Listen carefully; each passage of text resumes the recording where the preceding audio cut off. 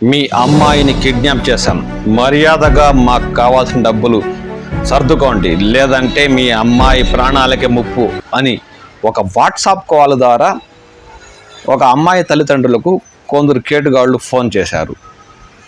Scene cut చేస్తే అమ్మాయి తల్లిదండ్రులు భయభ్రాంతులకు గురయ్యి ఇరుగు పొరుగు కూడా చెప్పుకోకుండా డబ్బులు సర్దడానికి సిద్ధమయ్యారు. కానీ అంతలోనే పదే పదే వాళ్ళు ఫోన్ చేసి ఒక వాట్సాప్ వాళ్ళ అమ్మాయి ఏడ్చినట్లు రికార్డింగ్ని కూడా పంపారు.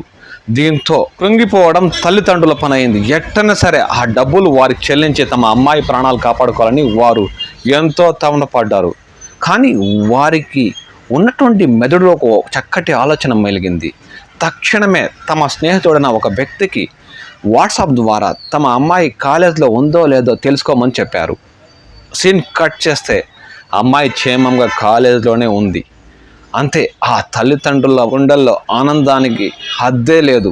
దీంతో వారు తక్షణమే తేరుకొని స్థానిక పోలీసులకి ఈ వాట్సాప్ కాల్ కేటగాళ్ళ గురించి ఫిర్యాదు చేశారు. ఈ ఘటన తెలంగాణ రాష్ట్రం హైదరాబాద్ పరిసర ప్రాంతంలో జరిగింది. ఈ ఘటనపై తెలంగాణ రాష్ట్ర ఆర్టీసీ ఎండి అధికారి సజ్జనార్ ఎక్స్ వేదికగా షేర్ చేశారు.